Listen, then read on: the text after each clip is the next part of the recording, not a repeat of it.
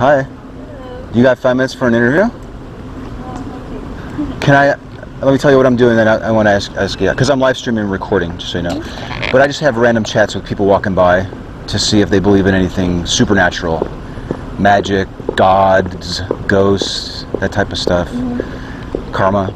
And we have really cool conversations and I time it for 5. Okay. Do you want to spend 5 minutes just chatting about that? Yeah, sure. Awesome. Do you want to move in the shade just a tad? Yeah. Okay, come over here. All right. Thanks so much. Oh, you're welcome. Are you giving a presentation today? You look really nice. I did already. It was at 7 in the morning, and then I had a final right after that.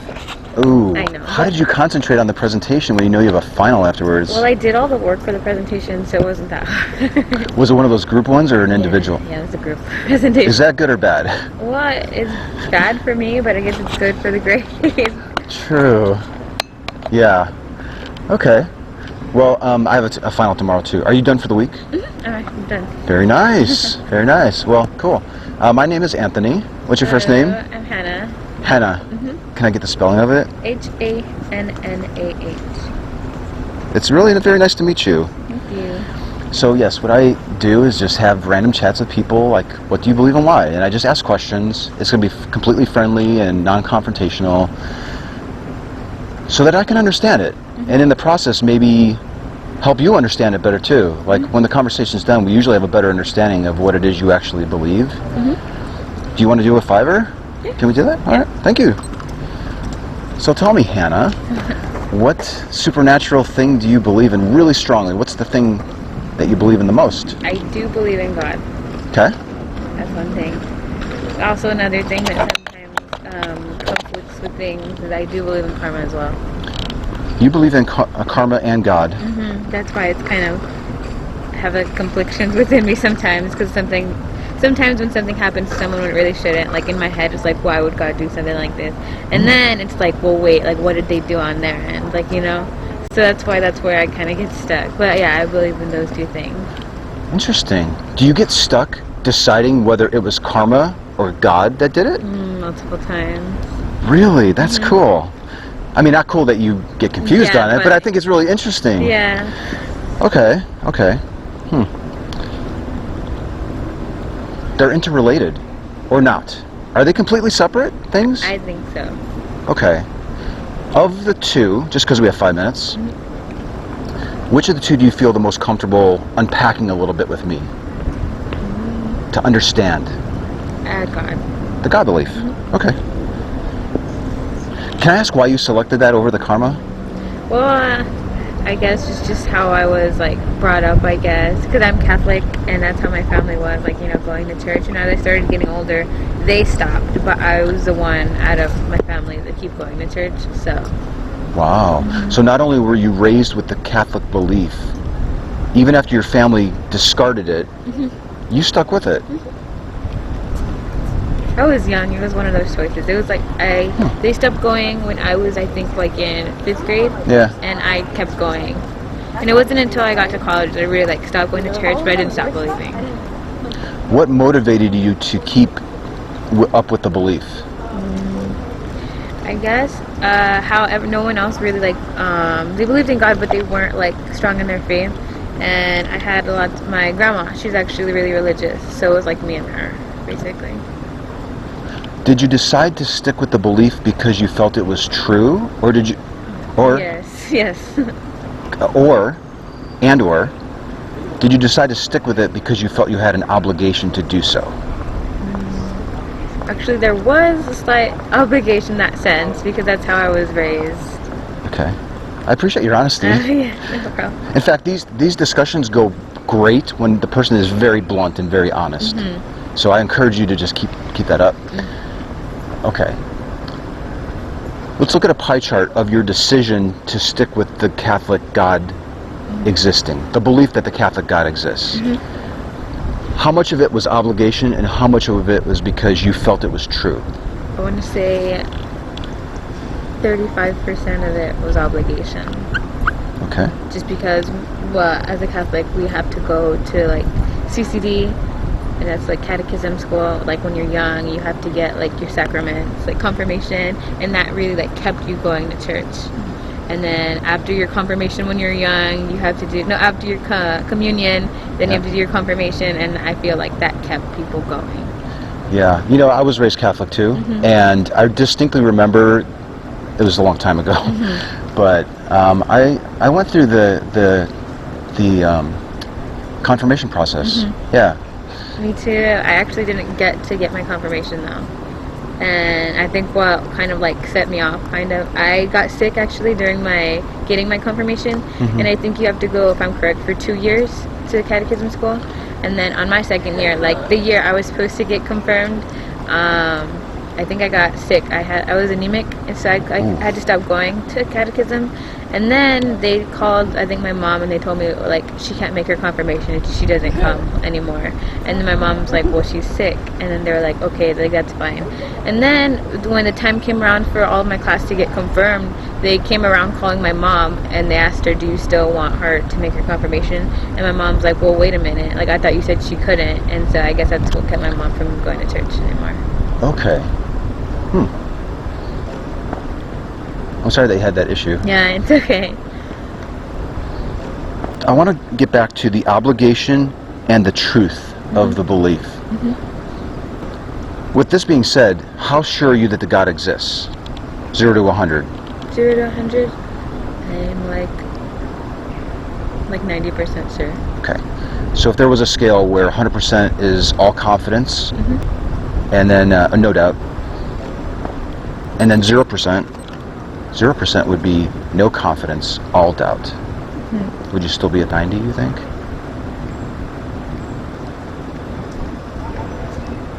Mhm. 90%. Can I ask why you just hesitated there? I had to, cause there is moments, but like I think about it like a little bit. Like if I can count how many times I've like doubted if there ever was a God, it would maybe like, if I can count it on one hand, like 4 times, like in my whole life. And I'm 19. When you've had those instances, did you drop from the 90, but temporarily? Is that the deal? And then you come back up to the 90. But generally, if we look at an average, you're generally around the 90% on the confidence? Okay. It's usually slipping between 80 and 90. Between an 80 and a 90? Okay. Let's talk about the obligation and the belief being true. If you no longer had the obligation to hold the belief, like that issue with your family and your grandmother, if the obligation wasn't there, would you still hold the belief? Probably not. No, I don't think so, no. Because that's just like how I was raised. Like if it wasn't shown to me, I'm pretty sure I wouldn't go out and find it. Like it would find me. Let's define what obligation means. My understanding of the word is when you feel beholden or that you have to do something because of some other influence.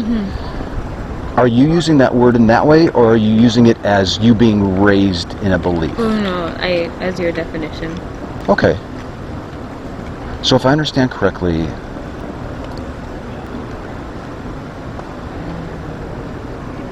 if you didn't have the obligation to believe in the Christian Catholic God, you wouldn't be believing in it.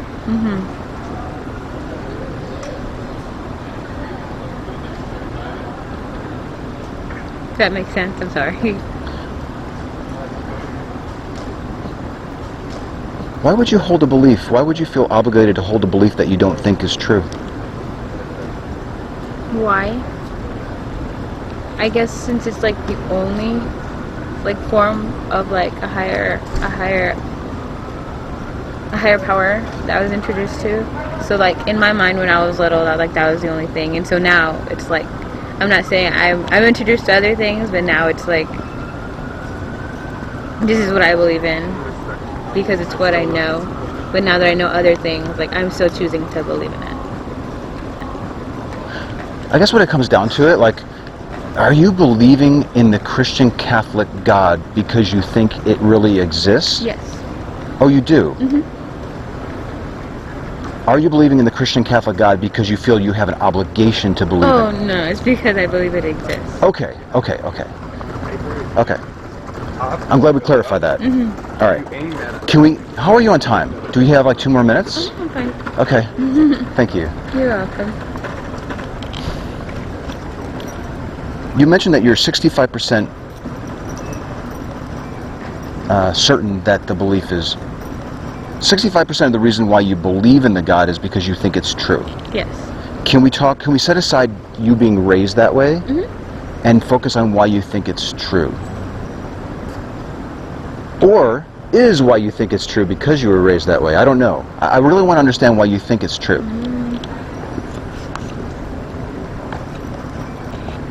I think it's because I was raised that way that I think it's true. If you weren't raised to believe in the Christian Catholic God, would you be at the 80 to 90% on your confidence that that God exists? I don't think so, no.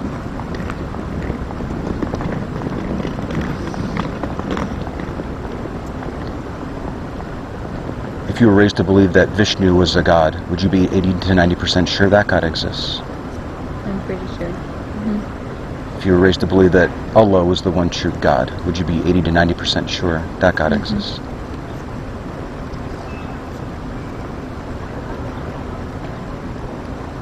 What does having to be raised with a particular belief have on the belief actually being true, being real? I think it's not more so of like the belief, but just like it's what you know. So since it's what I know, it's what I believe in, and I believe it's true. Like it's what I hold my beliefs in.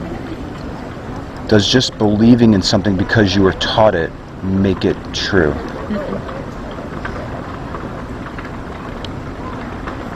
Could you be holding on to a belief that is not true merely because you were taught it growing up?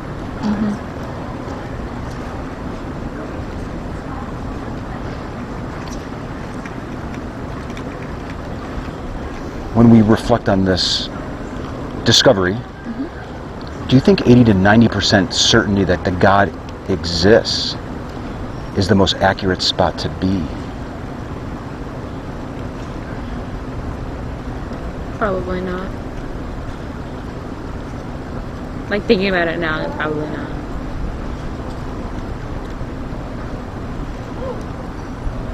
What do you think a Hindu or a Muslim or yourself, what would be a more accurate spot to be at on the confidence of one's belief if they were just taught it that it was true?